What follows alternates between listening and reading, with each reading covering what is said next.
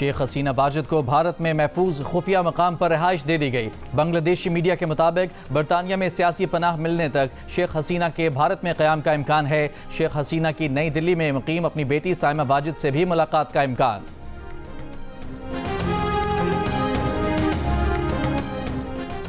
बांग्लादेश में तलबा एहतजाज के बाद शेख हसीना वाजिद मुल्क से फरार। इस्तीफा देकर हेलीकॉप्टर के जरिए भारत पहुंच गईं। ढाका में शेख मुजीब के मुजस्समे तोड़ दिए गए। शेख मुजीब की तस्वीरों पर भी संगबारी। भारतीय परचमों पर डंडे बरसाए गए। ढाका में हजारों अफराद वजीर आजम की क़यामगाह, पार्लियामेंट और दीगर सरकारी इमारतों में घुस गए और तोड़ फोड़ भी की। वजीर आजम के फरार के बाद फौज ने मुल्क का कंट्रोल संभाल लिया। उबरी हुकूमत बनाने का ऐलान।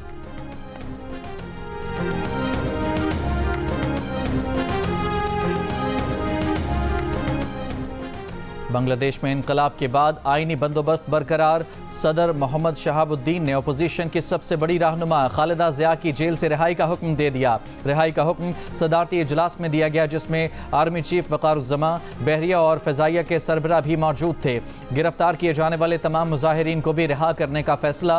गुज़िश्ता माह से जारी मुजाहिरों में 11,000 से ज़्यादा मुजाहिरीन गिरफ्तार किए गए थे। बांग्लादेश की फ़ौज का मुल्क में नाफिज कर्फ्यू आज सुबह से ख़त्म करने का ऐलान। आज स्कूल खुल जाएंगे, बाजार खुलेंगे। बांग्लादेश में पीर को एहतजाज के दौरान 56 अफराद हलाक हुए। बांग्लादेश में इतवार को झड़पों में 95 अफराद हलाक हुए थे।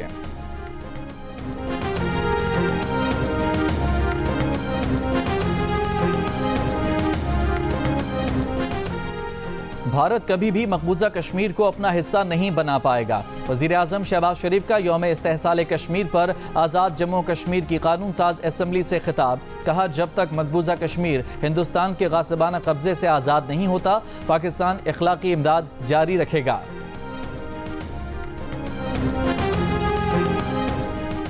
DGISPR ने कहा है कि 9 मई से मुतालिक फ़ौज के वाज़े मौक़िफ़ में न कोई तब्दीली आई है, ना ही आएगी। अहम बात यह है कि जो पकड़ा जाए उसे कानून के मुताबिक सख्त से सख्त सज़ा दी जाए। कोई अफ़वाज पाकिस्तान के खिलाफ प्रोपेगेंडा करेगा तो फ़ौज कार्रवाई करेगी। कानून डिजिटल दहशतगर्दी के खिलाफ उस तरह काम नहीं कर रहा जैसे करना चाहिए। DGISPR ने बलोच यकजहती कमेटी और उसके नाम नहाद क़यादत को दहशतगर्द तंजीमों और जराइम पेशा माफिया की प्रॉक्सी करार दे दिया।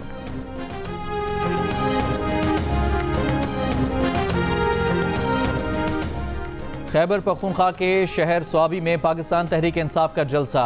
वज़ीर आला KP अली अमीन गंडापुर ने इस्लामाबाद में जल्द PTI का जलसा करने का ऐलान कर दिया। कहा, हमें इस्लामाबाद में जलसे के लिए कोई भी जगह दे दो। अगर NOC की दरख्वास्त के बावजूद इजाज़त न दी गई तो D चौक पर जलसा करेंगे।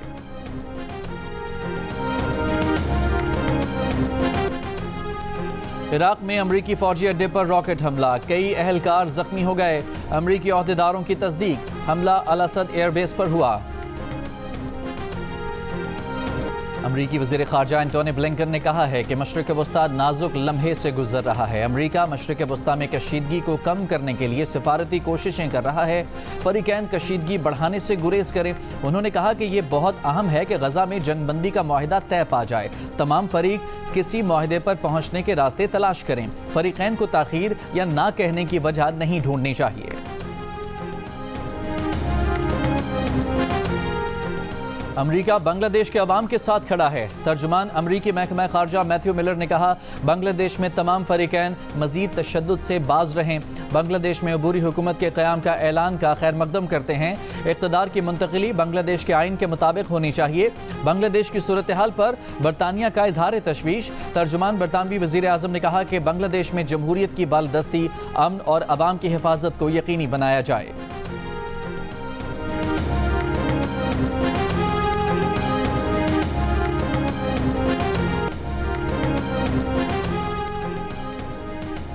अमरीकी मईशत में सुस्त रवि की अलामत से आलमी मंडियों में मंदी। एशियाई और यूरोपीय मंडियों में भारी गिरावट के बाद अमरीकी स्टॉक्स डाउ, S&P और नेस्डैक में बड़ी गिरावट। अमरीका में बेरोजगारी में 3 साल में सबसे बड़ा इजाफा। अमरीकी मईशत की रफ्तार में यकदम सुस्ती का खदशा बढ़ गया। मुलाजमतों में खातिर खा कमी की रिपोर्ट जुमे को जारी हुई थी।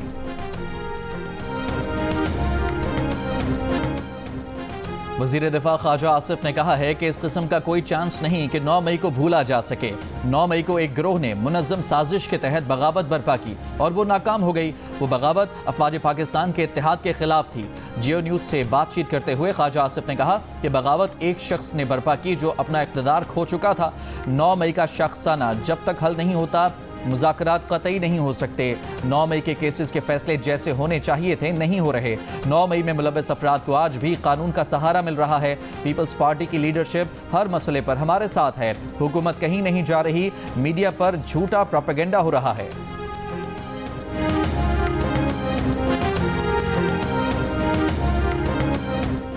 हसीना वाजिद ताकत के जोर पर हुक्मरान थीं। उन्होंने बांग्लादेश पर भारत को मुसल्लत किया हुआ था। बांग्लादेश में जो हुआ वो तस्वुर में नहीं था। हाफिज ज़ईमुर रहमान का जमात इस्लामी के धरने से खिताब, कहा कि आटे, चीनी और बच्चों के दूध पर टैक्स नहीं चलेगा। जमात इस्लामी अपने मुतालबात से पीछे नहीं हटेगी। जमात इस्लामी ने 7 या 8 अगस्त को मार्च करना है। आज जलसे के बाद इस पर मुशावरत होगी। हाफिज ज़ईमुर रहमान ने कहा है कि हुकूमत की मुज़ाकराती कमेटी भागी हुई है। जमात इस्लामी मुल्क भर को बंद कर सकती है। हुकूमत नोटिस ले वरना जमात इस्लामी कॉल देगी। कश्मीर पर भारतीय कब्जे की भी मजम्मत की, कहा कि कश्मीर करारदादों से आज़ाद नहीं होगा। मुकम्मल कश्मीर भी शमशीर की ताकत से ही मिलेगा।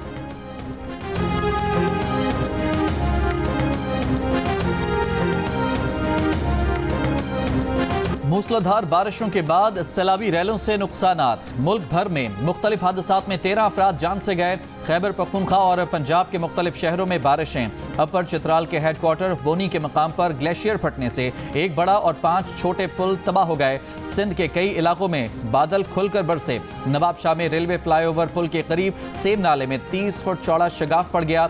दादू में 50 से ज्यादा देहात का जमीनी राबता मुनक़ता। लोग माल मवेशी के साथ नकल मकानी पर मजबूर। टंडवा आदम में रोड़ी केनाल में 150 फुट चौड़ा शगाफ पड़ने से कई देहात ज़ेरे आब। जैकबाबाद के बेगारी केनाल में पड़ने वाला 100 फुट चौड़ा शगाफ न भरा जा सका।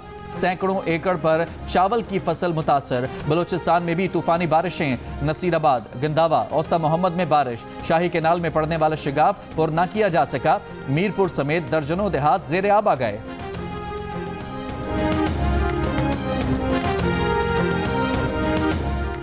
मोहसिन नकवी से कहते हैं कि क्रिकेट टीम की भी तामीर नौ करें। मेरिट के खिलाफ अगर वजीर आजम भी सिफारिश करे तो मत माने। वजीर आजम शहबाज शरीफ का कज़ाफी स्टेडियम की तामीर नौ का संग बुनियाद रखने की तकरीब से खिताब, कहा कि क्रिकेट टीम की तामीर नौ मोहसिन नकवी की एक बहुत बड़ी कामयाबी होगी। चाहते हैं कि क्रिकेट टीम का नाम एक दफ़ा फिर खेलों की दुनिया के उफक पर चमके। मेरिट की बुनियाद पर ही हम खेलों के मैदान आबाद कर सकते हैं। पाकिस्तान क्रिकेट बोर्ड ने नए डोमेस्टिक सीजन का ऐलान भी कर दिया। तहरीक इंसाफ के रुकन कौमी असम्बली मुमताज़ मुस्तफ़ा इंतकाल कर गए। उन्हें पार्लियामेंट लॉजेस में दिल का दौरा पड़ा। पार्लियामेंट लॉजेस के कारपोर्ट्स में अरकान असम्बली की गाड़ियों की गलत पार्किंग के बायस एम्बुलेंस अंदर ना आ सकी।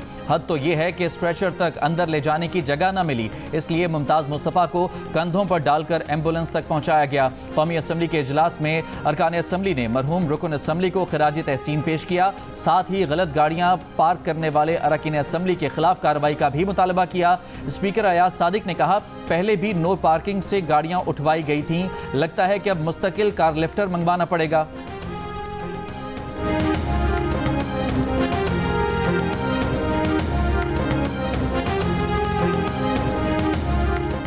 साबिक DGI फैज़ हमीद के खिलाफ इख्तियारात के गलत इस्तेमाल की तहकीकात, नताइज में कुछ सामने न आ सका। जंग और द न्यूज़ के एडिटर इन्वेस्टिगेशन अंसार अब्बासी की शाया होने वाली रिपोर्ट के मुताबिक गुज़िश्ता साल सुप्रीम कोर्ट में दायर एक दरख्वास्त में जनरल रिटायर्ड फैज़ हमीद पर इख्तियारात के गलत इस्तेमाल का इल्ज़ाम लगाते हुए कहा गया था कि एक हाउसिंग सोसाइटी के मालिक के घर से सोना, हीरे और नकदी समेत कीमती अशिया जब्त की गईं। सुप्रीम कोर्ट का कहना था कि इल्ज़ामात इंतहाई संगीन नौइयत के हैं, इल्ज़ामात को नज़रअंदाज नहीं किया जा सकता। ताहम इस केस की इंक्वायरी में कोई पेशरफ्त नहीं हो सकी है।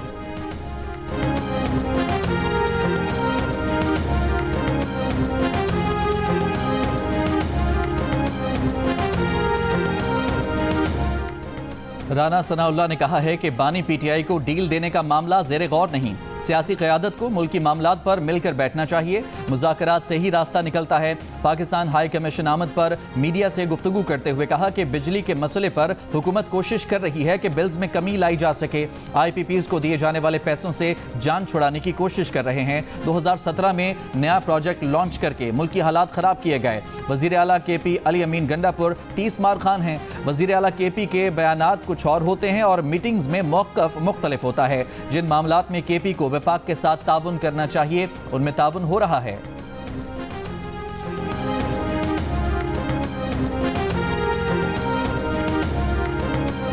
गवादर में बलोच यकजहती कमेटी का धरना मरीन ड्राइव पर बदस्तूर जारी। PTCL मोबाइल फ़ोन और इंटरनेट सर्विस मुतासिर। हुकूमत और बलोच यकजहती कमेटी के दरमियान तहरीरी मुआहदे के बावजूद बलोचिस्तान के मुख्तलिफ शहरों में न धरने ख़त्म हो सके और न ही अहम शाहराहों से रुकावटें हटाई गईं। रास्ते बंद होने के बायस कोयटा शहर में पेट्रोल की किल्लत आज दूसरे रोज़ भी बरकरार। डिप्टी कमिश्नर का कहना है कि हुकूमत ने मुआहदे पर अमल करवा लिया, गिरफ्तार कारकुनों को रिहा कर दिया गया, FIR भी ख़त्म कर दी गई। कमेटी का शाहराहों से रुकावटें हटाने का मुतालबा। वज़ीर दाखिला बलोचिस्तान मीर ज़ियाउल्लाह लांगो ने कहा कि धरने को पुरअमन तौर पर ख़त्म करवाना चाहते हैं। हुकूमत ने वो मुतालबात भी तस्लीम किए जो मानने वाले नहीं थे। तहरीरी मुआहदा होने के बावजूद धरना ख़त्म नहीं किया गया।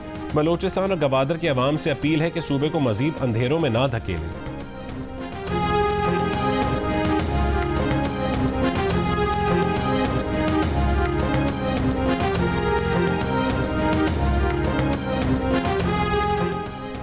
सहाफ़ी अरशद शरीफ केस की समाअत जस्टिस मंसूर अली शाह की सरबराही में 3 रुकनी बेंच कर सकता है। चीफ जस्टिस की 1 अगस्त की प्रैक्टिस एंड प्रोसीजर कमेटी इजलास में राय। इजलास के मिनट्स के मुताबिक जस्टिस मंसूर अली शाह और जस्टिस मुनीब अख्तर ने लार्जर बेंच तश्कील देने पर जोर दिया। कहा माजी में 5 रुकनी लार्जर बेंच इस केस की समाअत कर चुका है। चीफ जस्टिस की लार्जर बेंच की तश्कील की मुखालफत। कमेटी ने मुत्तफ़िका तौर पर शरीयत एपलेट बेंच की तश्कील की भी मंजूरी दी। इजलास में एड हॉक जजेस पर मुश्तमिल बेंच को इजाफी केसेस देने का फैसला। एड हॉक जज जस्टिस सरदार तारिक मसूद और जस्टिस मजहर आलम मियां खेल ने चीफ जस्टिस को खत में रोजाना सिर्फ 10 मुकदमात मुकर्रर करने का कहा था।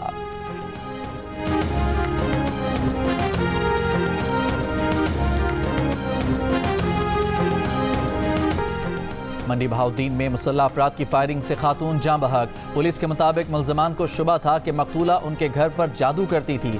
थाना फालिया में फरीकैन में सुलह भी करा ली गई थी। खातून थाने से वापस घर जा रही थी कि मुल्ज़िमों ने फायरिंग कर दी।